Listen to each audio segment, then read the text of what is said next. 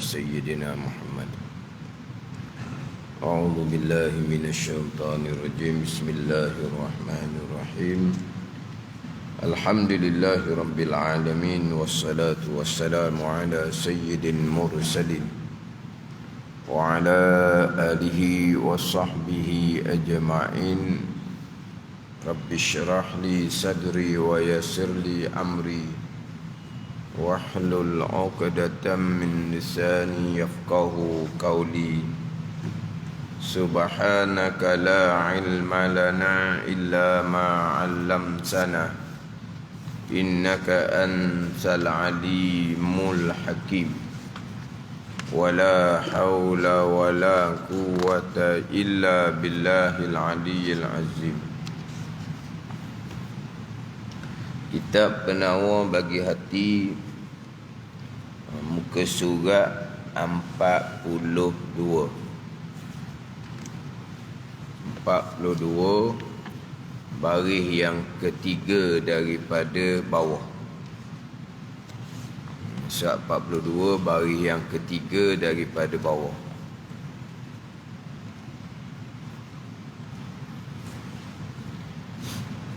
Qala al-muallif rahimahullahu ta'ala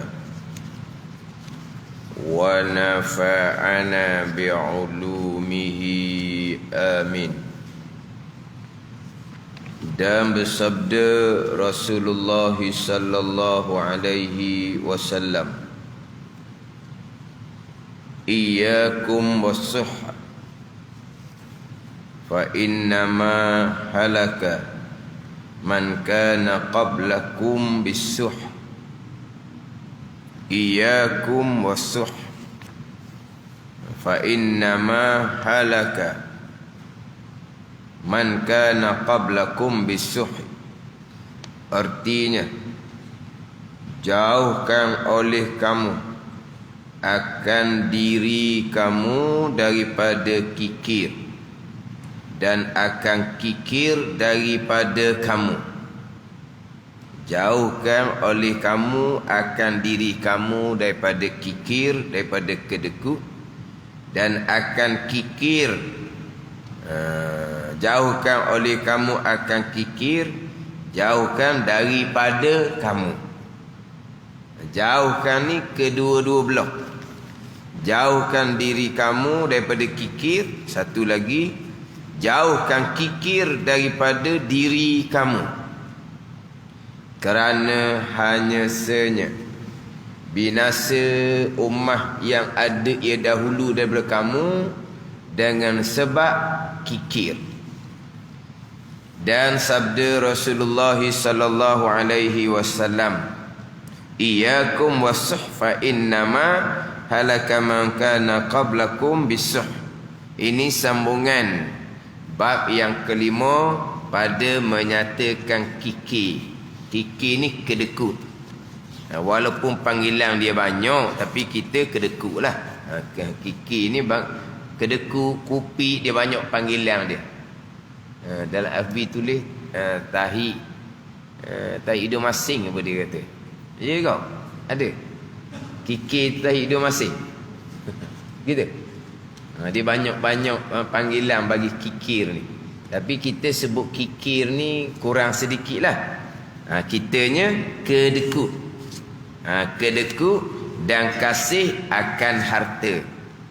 Kedekut satu, dan kasih akan harta. Yang mana kedekut dan kasih akan harta ni dua sifat yang asing-asing ni, sama-sama sifat kecelaan. Tetapi kikir, kedekut dengan kasih akan harta ni diletakkan sekali pada bab, pada satu bab. Kerana ada kaitan antara kikir, kedekut dan kasih akan harta. Di hadapan dia akan bicara yang mana asal, punca bagi kikir, kedekut itu ialah kasih akan harta. Jadi asal kedekut adalah kasih akan harta.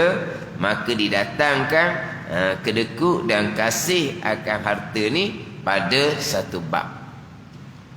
Kemudian terdahulu didatangkan dua ayat Al-Quran. Dua ayat Al-Quran. Ayat yang kedua tu. Ayat yang kedua tu minggu lepas saya baca berulang kali. Tapi baca tu salah. Kemudian dalam FB sebenarnya pada masa saya baca ayat tu, orang yang mengikuti FB dia sudah masukkan ayat tu dalam FB. Tak perasan berapa kali dah. Ada Nazri? Tak perasan? Sebab masa baca ayat yang kedua, wala yahsabanna alladhina yabkhalu bima atahumullahu min fadlihi tu, ketika tu ada dah di kalangan hok mengikuti FB-nya, dia masuk dah ayat dalam FB tu. Sebab ada satu tempat tu saya baca memang salah sangatlah. Tengok semula tu. Wala yahsabanna alladhina yabkhaluna bima atahumullahu min fadlihi huwa khairul lahum bal syarrul lahum sayutawwaquna ma bakhilu bihi yaumal qiyamah sayutawwaquna bihi. Saya baca sayutawwifuna bihi, sayutawwaquna ma bakhilu bihi yaumal qiyamah, sayutawwaquna ma bakhilu bihi yaumal qiyamah. Jadi titik tak cukup. Ayat ni saya tulis tapi titik tak cukup. Titik tak cukup siap. Jadi qaf jangan baca dengan pe. Baris tu betul dah. Tapi baca baris salah juga. Dia dengan bina maf'ul ni, tapi saya baca jadi dengan bina fa'il. Salah juga situnya. Baris betul dah. Cuma yang salahnya titik tak cukup. Sayutawwafuna ma bakhilu bihi yaumal qiyamah. Kita lain kali kalaulah ayat Al-Quran tu tersilap baca, kita wajib kena tegur. Kalau kita tahulah, kita wajib kena tegur ayat Al-Quran ni. Faham tak ni? Kita wajib kena tegur. Tegur kemudian tak apalah, kita perbetulkan. Tapi seeloknya pada masa salah tu tegur dah. Ada ni. Ini ayat Al-Quran. Sebab tu ayat Al-Quran, contohlah kalau dalam kitab tu tersilap cetakan dalam kitab ayat Al-Quran tu, wajib kita baiki. Dia biasa dalam kitab ni tersilap cetakan. Kalau bukan ayat Al-Quran, kok pandai kita lah, kita tak mau baiki, kita nak biarkan hak cetakan, hak kitab kita, tangan kita tu salah, tapi kita baikilah juga. Dan kalau salah cetakan, baiki. Tapi kalau salah cetakan tu adalah ayat Al-Quran, wajib kita baiki. Itu hukum dia gitu. Sebab itu adalah ayat Al-Quran. Jadi kalaulah salah bacaan, kalau dah kita tak tahu, sama-sama tak tahu, tak apalah. Kerana kalau kebetulan kita tahu ayat tu, tambahan pula sekarang cukup mudah nak tengok Al-Quran ni, tak payah bangun di depan tu, tangan ada dah ayat Al-Qurannya, dalam telefon tu ada kan. Jadi hak live FB minggu lepas tu ada. Mengikuti live FB tu dua orang dia masuk ayat tu. Dia masuk ayat surah Al-Imran ayat yang ke-180. Sayutawwaquna ma bakhilu bihi yaumal qiyamah. Itu ayat yang kedua yang didatangkan pembicaraan berkaitan dengan kedekut, yang mana kedekut setengah daripada sebesar-besar sifat batin, sifat hati yang membinasakan. Kemudian sebagaimana saya sebut minggu lepas lah, dia kedekut ni yang tercela pada syarak adalah kedekut daripada perkara yang wajib. kedekut daripada zakat, kedekut daripada nafkah, kedekut daripada perkara yang wajib. Kalau kedekut daripada perkara yang sunat, itu tidak tercela tetapi rugi. Rugilah kitanya kalau kita kedekut daripada perkara yang sunat. Perkara yang sunat ni dia menampung kekurangan daripada perkara yang wajib. Dan perkara yang sunat ni akan mengangkat darajah kita, kedudukan kita di sisi Allah Subhanahu wa taala, dan juga darajah kedudukan kita di dalam syurga daripada amal-amal yang sunat. Sebagaimana kita bukan hanya sembahyang fardu, kita sembahyang sunat. Bukan hanya puasa fardu, kita puasa sunat. Sebab apa? Sebab amal-amal sunat ni dia menampal kekurangan yang ada dalam hak fardu kita. Jadi kalaulah kita kikir kedekut daripada perkara yang sunat, akan jadi binasa juga kalau kewajipan kita tidak cukup. Ada ni, dia menampal kekurangan dalam kewajipan kita. Tiba-tiba kewajipan kita tak cukup, tu kebinasaanlah kepada kita pula jadinya. Dia begini, dia hak kewajipan kita wajib kena sempurnakan. Kalau terdahulu kita kedekut daripada bayar zakat, kita wajib kena qadakan kembali. Kalau kita kedekut daripada nafkah wajib, kita sudah terhutang, kita tunaikan kembali. Faham tak ni? Hak kewajipan wajib ditunaikan kembali. Kita buat contohnya, kita tinggal sembahyang. Kewajipan kitanya, kita qada kembali sembahyang yang kita tinggalkan. Kemudian selesai, kita perbanyakkan sembahyang sunat. Yang mana hak kewajipan tidak boleh ditampung dengan amal sunat. Kewajipan wajib ditunaikan kembali. Kewajipan wajib ditunaikan kembali. Hak sunat ni menampal kekurangan dalam ibadah wajib yang kita buat cukup tapi tak sempurna. Dia gitu. Faham tak ni? Ibadah sunat dia tidak boleh menampal apa ni? Diri ibadah fardu tidak boleh. Ibadah sunat tidak boleh menampal diri ibadah fardu. Dia hanya boleh menampal ibadah fardu yang cukup, yang tidak sempurna. Ni atas dunia ni. Ni atas dunia. Kita cerita atas dunia. Kewajipan kepada kitanya, kalau hak wajib, kita wajib kena tunaikan kembali. Kita wajib kena tunaikan kembali. Tak boleh nak tampal dengan amal-amal sunat. Amal-amal sunat hanya menampal kekurangan yang ada dalam ibadah wajib kita yang cukup. Ini cerita atas dunia. Adapun di hari akhirah, di hari akhirah sampai masa pembicaraan, tiba-tiba tanpa kita sedari, atas dunia kira-kira kita kewajipan kalau hak tertinggal pada masa dahulu, kita qadakan kembali. Anggaran kitanya, kiraan kitanya, ni semua anggaran kiraan. Sebab terkadang kefarduan tu lama-lama dah kita tinggalnya. Kita tunaikan kembali, qada kembali pada anggaran jangkaan kita, ijtihad. Dia makna kita fikir bersungguh-sungguh dengan kiraan kitanya cukup. Pada ni. Betul lah setakat tu. Kita pun perbanyakkan amal sunat. Ini cerita atas dunia. Adapun di hari akhirah, yang atas dunia kita sudah menunaikan kewajipan dengan bahawa kita qada kembali kewajipan yang kita tinggal. Itu kewajipan atas dunia. Ini kita bicara pula di hari akhirah. Pada masa pembicaraan hisab, tiba-tiba ada kefarduan kita yang tidak cukup. Ada kefarduan kita yang tidak cukup, yang di luar kiraan kita lah tu.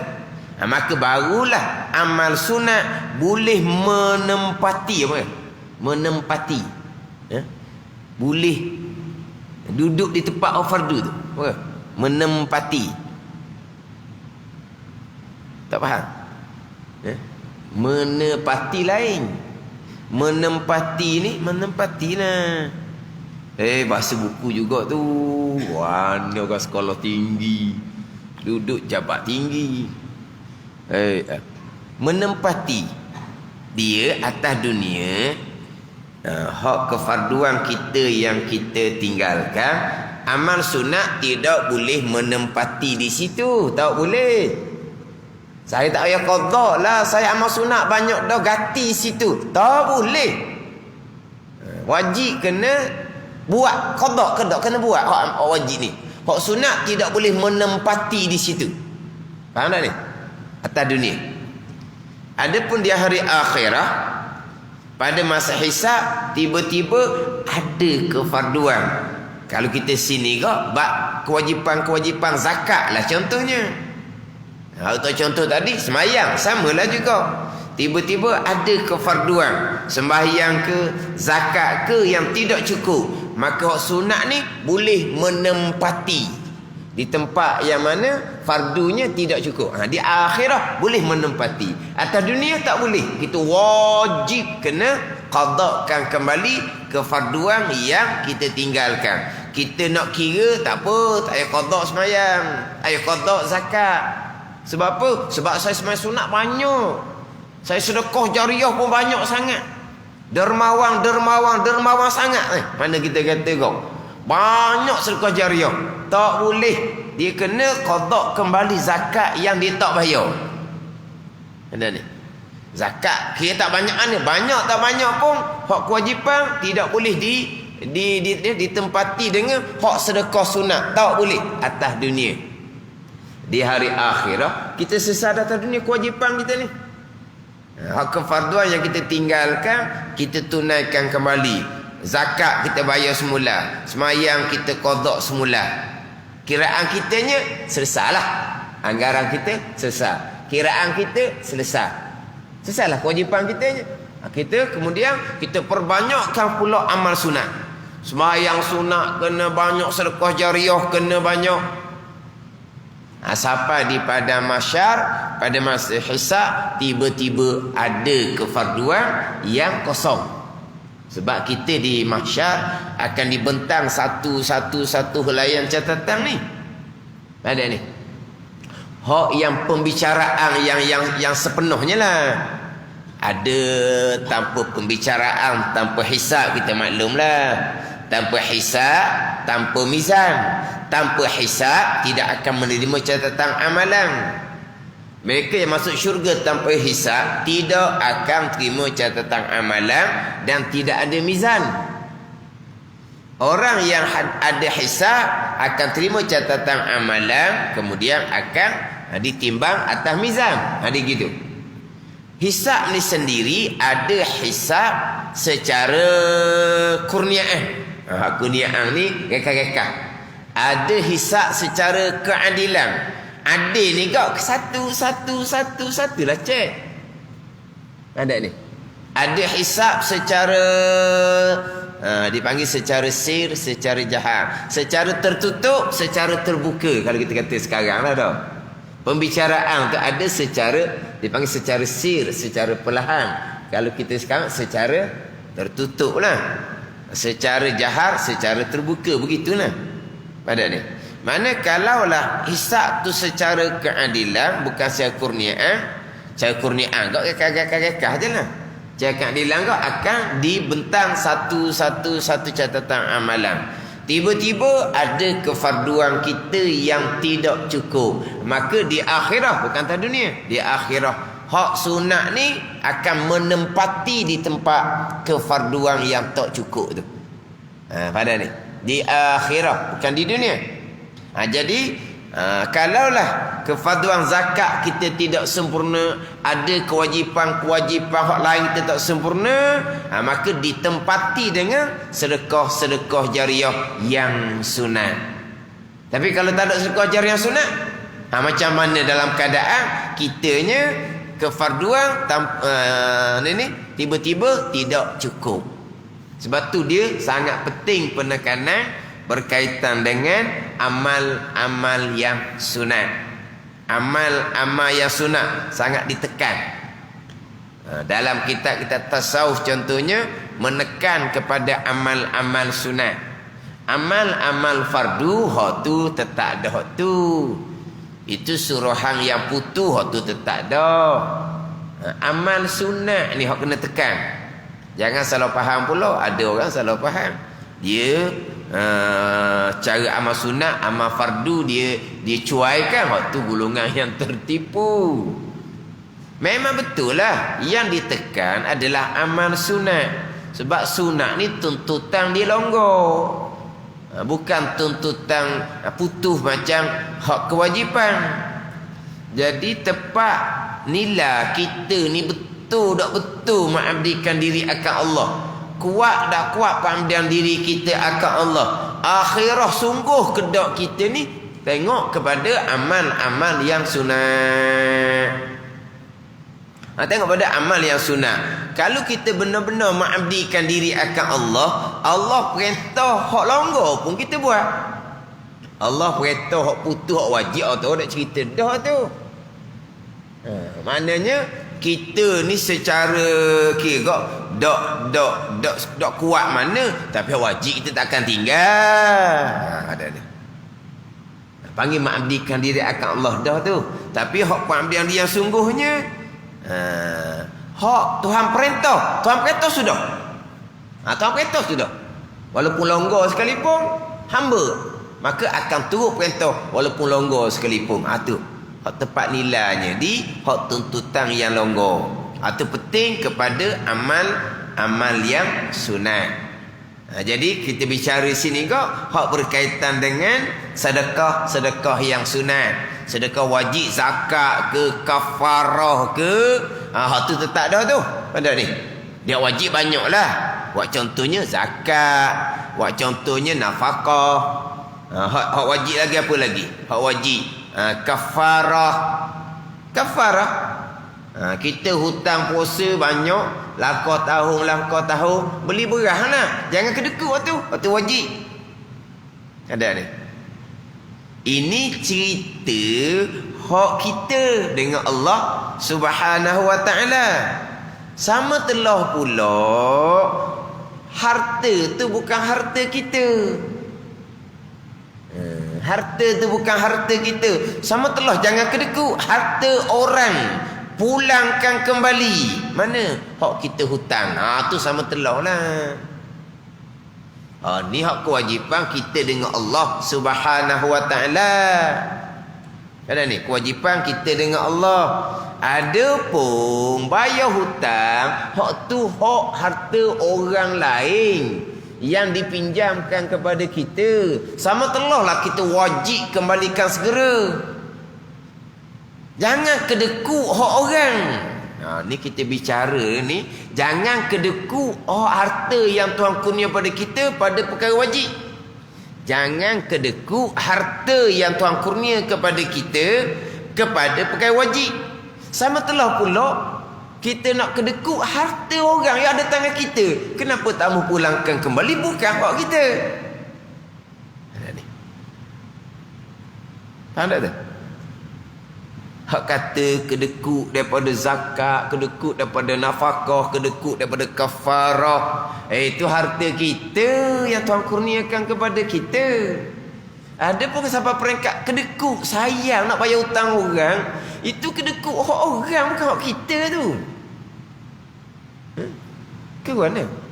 Kita bayar hutang ni, kita duit kita kepada orang ke, kita pulangkan balik duit orang yang kita pinjam, yang kita hutang. Kita pulangkan balik duit orang yang kita hutang pada masa kita terdesak. Tiba-tiba hak orang, tiba-tiba sayang nak kembalikan. Tu pelik sangatlah. Hak ni bicara hak harta yang Tuhan kurniakan kepada kita. Hak Tuhan beri kita atas kurnia Allah tu. hak kita lah. Jangan kedekut. Hak Tuhan kurniakan kepada kita tu. Ada pun hak hutang bukan hak kita, hak orang. Ni pelik juga kadang-kadang. Hak orang pun disayang juga. Hak orang duduk tangan diri pun sayang juga. Tapi cerita lah tu. Hak tu berat lah tu. Ni cerita ni hak orang yang bakhil dengan harta yang memberi akan mereka itu oleh Allah daripada limpah kurnia Allah. Ni bakhil daripada barang yang memberi akan mereka itu oleh Allah daripada limpah kurnia Allah. Bakhil Tuhan kita. Ada pun hak utang, hak kita hutang dengan orang, itu bukan hak kita, hak orang duduk dengan kita. Kita, dia bukan duit kita yang pergi minta sebab kita tersepit. Tapi ada orang bakhil siapa hak orang di dia pun dia macam hak dia, tak mau bayar. Tak ada orang seumpama tu. Tak ada. Senang lenang dah. Bukan kata kesempitan. Kenapa tak bayar? Kenapa tak bayar hutang? Kerana sayang. Kedeku. Bukan itu. Bukan kerana sayang. Bukan kerana kedeku. Kedeku siapa tu? Hak Tuhan beri pada kita ke? Hak orang hak ada di kita? Tu kedeku pelik tu. Hak orang pun disayang.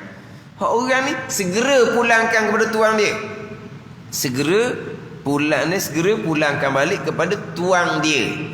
Yang kita minta dahulu dalam keadaan kita tersepit. Jadi hak bicara berkaitan kedekut ni adalah kedekut daripada kewajipan syarak. Ini nak bicara lagi berkaitan dengan kedudukan berkaitan dengan sifat kedekut, sifat kikir. Dan bersabda Rasulullah sallallahu alaihi wasallam, "Iyyakum wasuh fa innama halaka man kana qablakum bisahhi." Artinya, jauhkan oleh kamu akan diri kamu, jauhkan daripada kikir. Satu. Dan akan kikir daripada kamu. Jadi sini perjauh dua belah. Nabi suruh kita perjauhkan diri kita daripada kikir kedekut. Dan perjauhkan kikir kedekut daripada diri kita. Dua-dua belah. Nabi suruh jauh dua-dua belah. Kenapa Nabi suruh berjauh? Kerana hanya senya binasa ummah yang ada ia dahulu daripada kamu binasa dengan sebab kikir, dengan sifat kedekut. Hak kisah masyhur juga, kisah Qarun. Tu hak kisah masyhur. Kedekut daripada nak bayar zakat. Masyhur lah kitanya. Kisah Qarun. Dan bersabda Rasulullah sallallahu alaihi wasallam, "Salasun muhlikat, suhum muta'un, wa hawan muttaba'un, wa ijabul mar'i binafsihi." Dia baca pesen berbaris belakang ujung. Dia baca wakah, kita maklum lah. Baca baris matilah. Berbaris ujung tu biasa orang pondok tu gitu. Dia baca baris sampai ke ujung.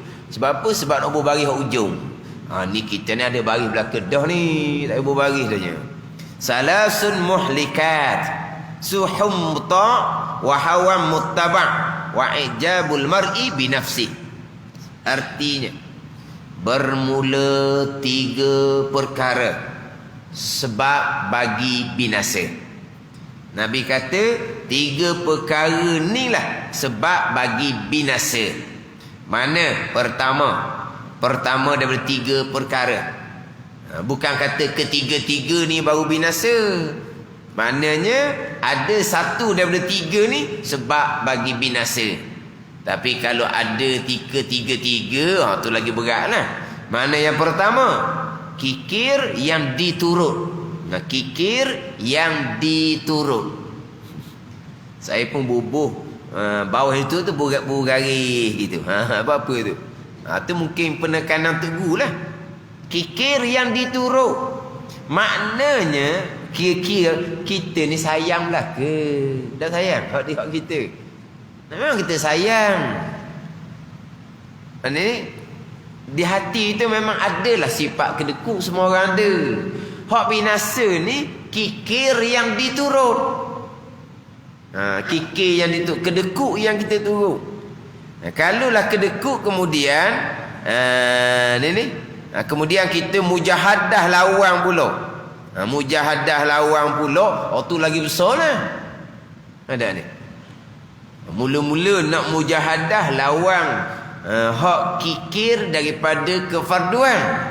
Nak mujahadah nak lawan pula hak kikir daripada perkara-perkara yang sunat. Kena mujahadah lah ni. Sebab apa? Sebab semua orang ada perasaan sayang, kedekut dengan apa harta yang dikurniakan oleh Allah Subhanahu wa taala. Ada ni. Ke macam mana kita? Apa-apa harta ada pada kita, kita tak sayang, tak kedekut. Kita sayang, kita kedekut. Yang binasanya kikir yang diturut. Itu baru binasa. Kikir daripada perkara-perkara yang wajib. Dan kedua, keinginan yang diikut. Keinginan yang diikut.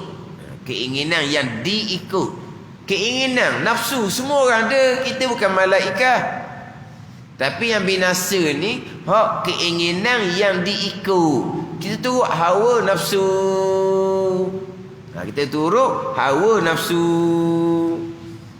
Nafsu dia tak boleh nak hilangkan sebab diri kita dah. Diri kita dah nafsu ni.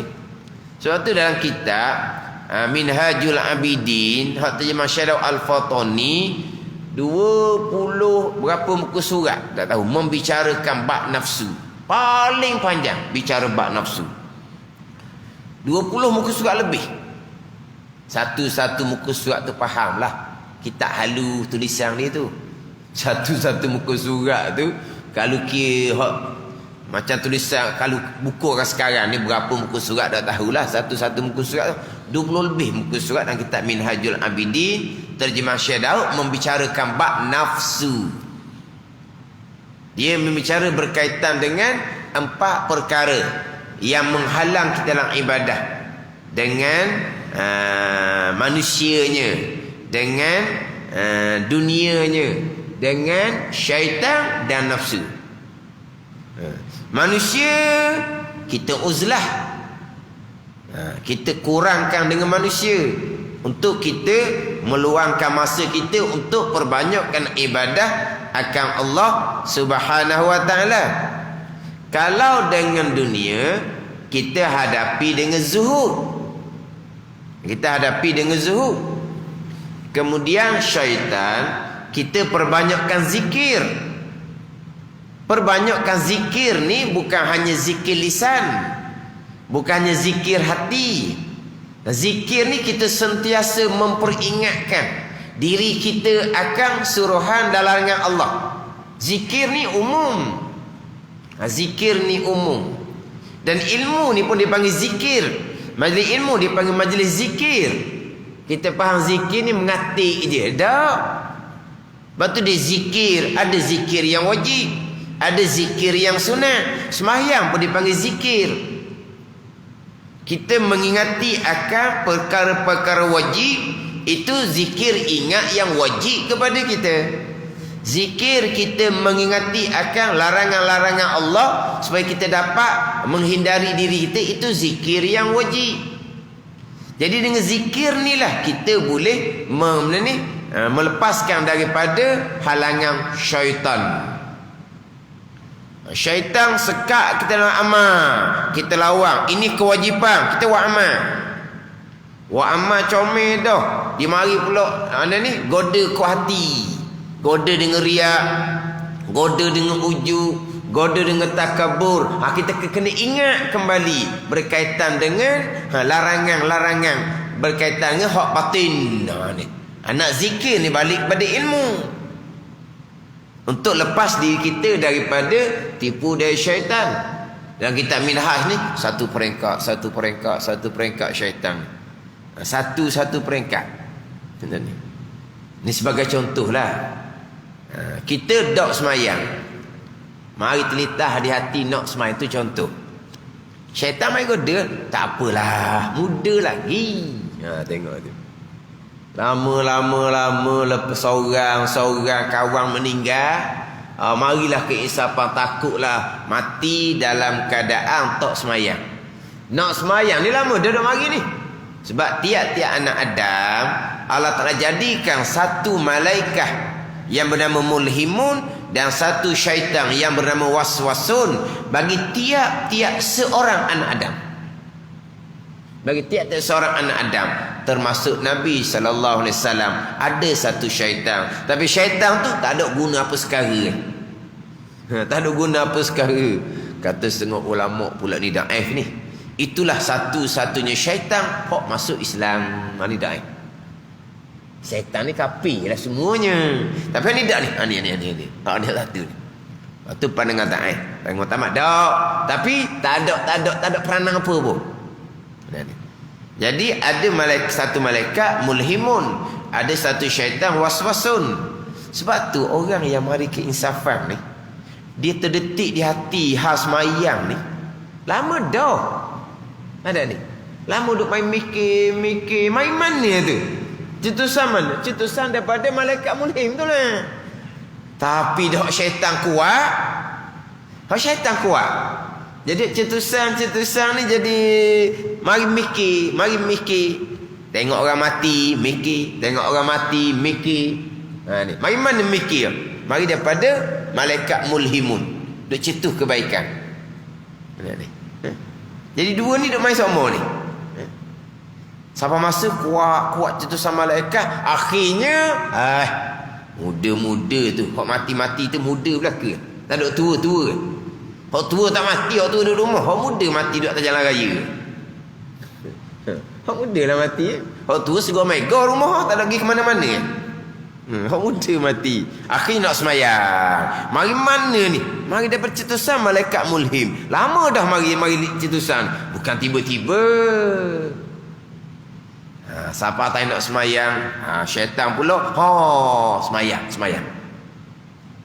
Kena belajar. Belajar apa semayang? Pandailah tu, tengok-tengok orang sudah lah. Kalau tak pandai takkan boleh semayang. Pergi kat tu pula dah. Ni perengkat. Kena belajar semayang. Belajar kitanya. Cok pandai semayang. Tak mari pula. Tak ada dah orang pandai semayang. Seorang je pandai semayang. Cuba tengok orang semayang. Tengok tu. Tengok dah betul semayang dia tu. Berdiri dah comel. Akak takbir tangan dah comel. Tangan buh mana pun dah betul. Rokok dah comel. Sujud dah comel. Je comel. Tengok.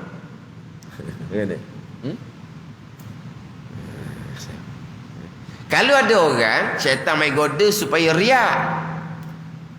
Kita ada orang pula syaitan goda dengan ujub. Saya kata goda dengan ujub pula. Satu peringkat.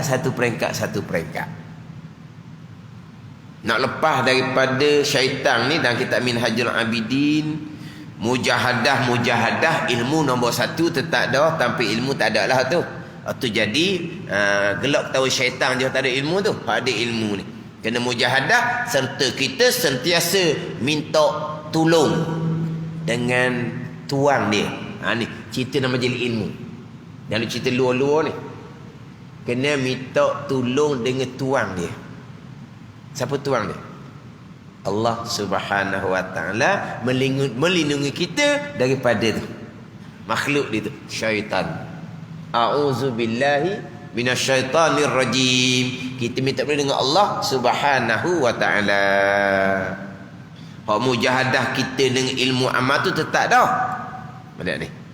Dia buat bandingan ginilah. Kalau ada anjing tu bekeng duduk menyalak, tak sudut lawang lah. Panggil tuan dia keluar senyap lah anjing tu. Gitulah. Kemudian kita Midhash ni, syaitan terkadang tipu daya anak Adam atas rupa kebajikan. Hak tu paling takut. Atas rupa kebajikan. Rajin buat amal, rajin sembahyang sunat, rajin puasa sunat, rajin haji umrah sunat, rajin berzikir. Ilmu akidah tak lepas. Contoh, itu semua tipu daya syaitan atas rupa kebajikan. Tak ada pakai gawas sikit abuk pun. Sebab apa? Sebab bab akidah ni buat rekah-rekah je. Tak ada langsung kebimbangan. Okeylah bab iman tauhid ni okey dah. Okey macam mana? Kena halusi molek. Sebab dalam kitab tauhid li'annal khatar fi hazal fanni azimun, kerana kebimbangan, ketakutan dalam ilmu tauhid, kebimbangan, ketakutan yang besar. Jangan lebih kurang. Ni buat lebih kurang pula hak fardhu tauhid. Tu bukan belaka tu. Rajin buat amal pun tipu dari syaitan atau rupa kebajikan. Itulah kitab Minhajul Abidin. Panjangnya nafsu. Tu hak paling panjang. 28 muka surat ke bawah. Memang panjang. Pembicaraan berkaitan dengan nafsu. Sebab nafsu kita dah. Manusia di luar. Dunia di luar, syaitan di luar, nafsu di dalam. Yang mana kita ni biasanya hak di dalam, hak paling dekat, hak bersama, payah nak nampak keburukan. Kita pun dah nampak keburukan hak jauh. Hak dalam, hak paling hampir, hak persekali kita, hak tu payah kita nak nampak keburukan nafsu kita sendiri. Jadi kan orang kadang-kadang kan apa-apa hal? Orang tu. Hak dekat, hak dekat. Diri kita, keluarga kita tak nampak. Hilang barang, siapa naik rumah tadi ya? Hilang barang, siapa naik rumah tadi? Siapa apa? Hak dah sekali datang rumah tu ambil. Tapi sebelum sedar hak dekat ni, ramai mana dah hak luar tu kena tahmah. Siapa naik kebetulan hilang barang, tadi siapa naik? Ramai mana hak jadi kau kena tahmah. Kemudian barulah tahu anak sendiri hak ambil. Siapa lambat sangat nak sedar? Hak paling hampir, hak bersekali, payah nak nampak. Nafsu ni hak kita dah, payah nak nampak. Jadi macam mana nak hadapi nafsu? Manusia dengan uzlah, dunia dengan zuhud, syaitan dengan zikir, sentiasa memperingatkan akan hukum hakam Allah Subhanahu wa taala, zahir dan batin. Nafsu macam mana? Dia panjang cerita. Jadi nafsu yang diikuti ni di antara perkara yang menjadi sebab bagi binasa. Nafsu yang diikut. Kemudian kita nak bawa nafsu ni jalan yang sebenar, ilmu belaka. Kita nak buat amal berdasarkan kepada ilmu, bukan kepada nafsu kita sendiri.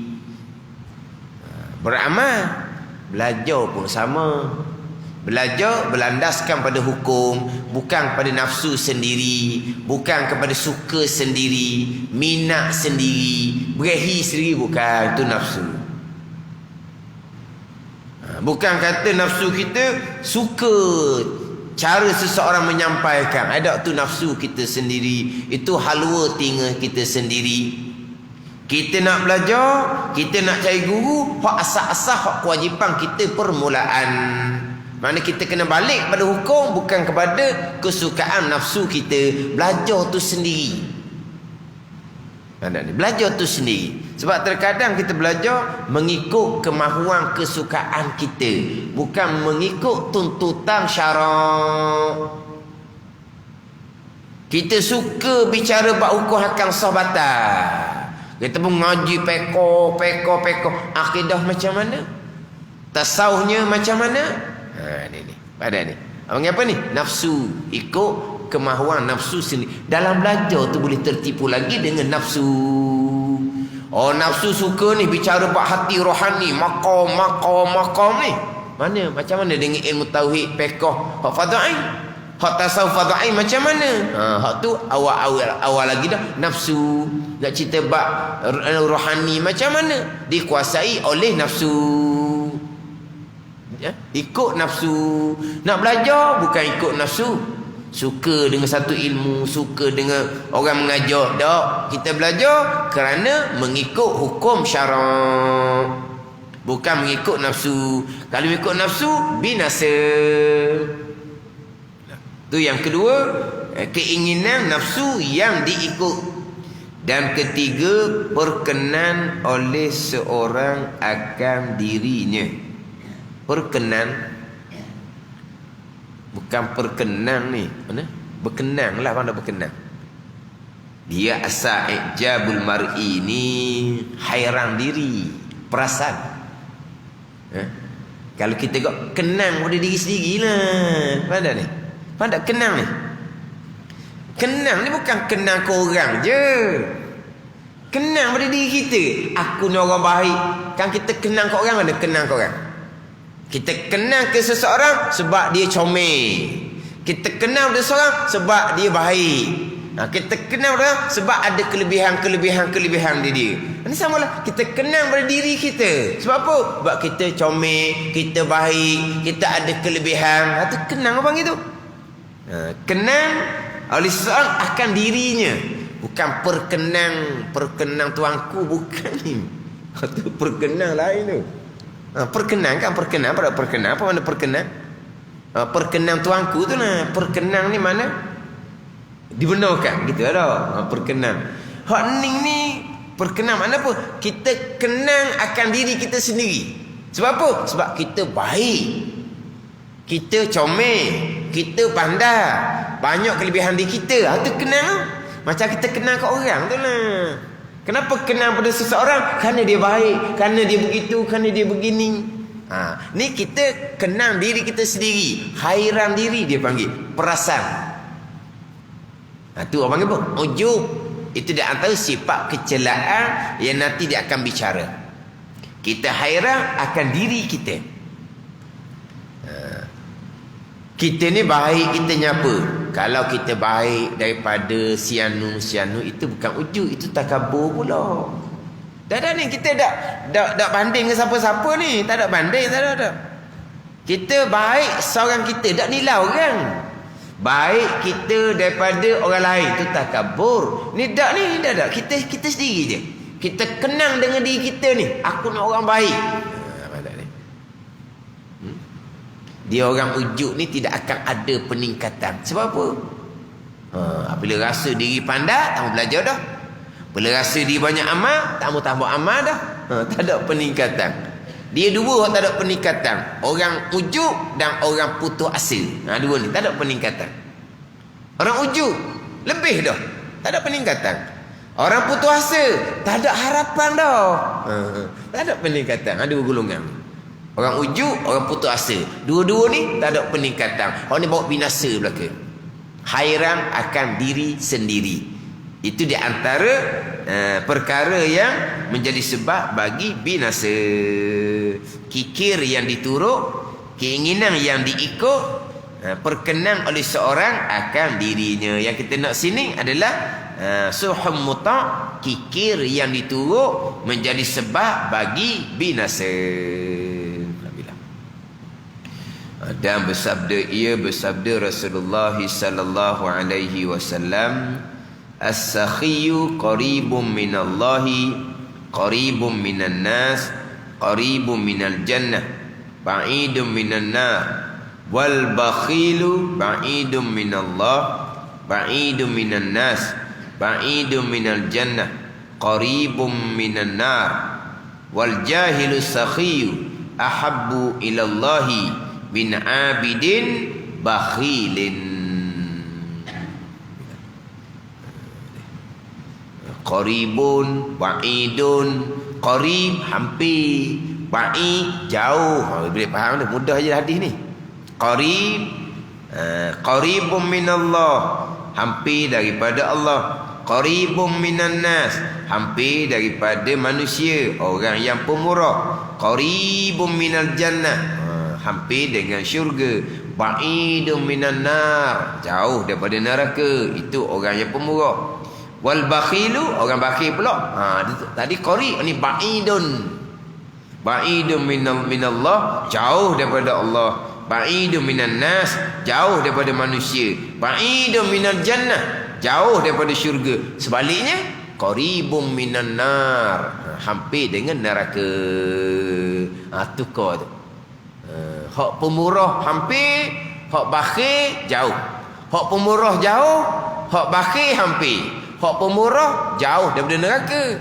Hak bakhil hampir kepada neraka.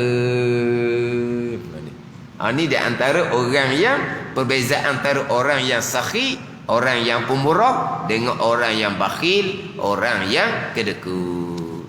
Wallahu a'lam. Bismillahirrahmanirrahim. Alhamdulillahirabbil alamin. Wassalatu wassalamu ala sayyidil mursalin wa ala alihi wa sahbihi ajma'in. Allahumma aftah alaina futuhal arifin. Allahumma allimna ilma akdamin wa fahimna famasabikin warzuqna ruqat talibin. Allahumma zidna ilma wa alhiqna bis salihin. Wa sallallahu ala sayyidina Muhammadin wa ala alihi wa sahbihi wa sallam. Walhamdulillahi rabbil alamin.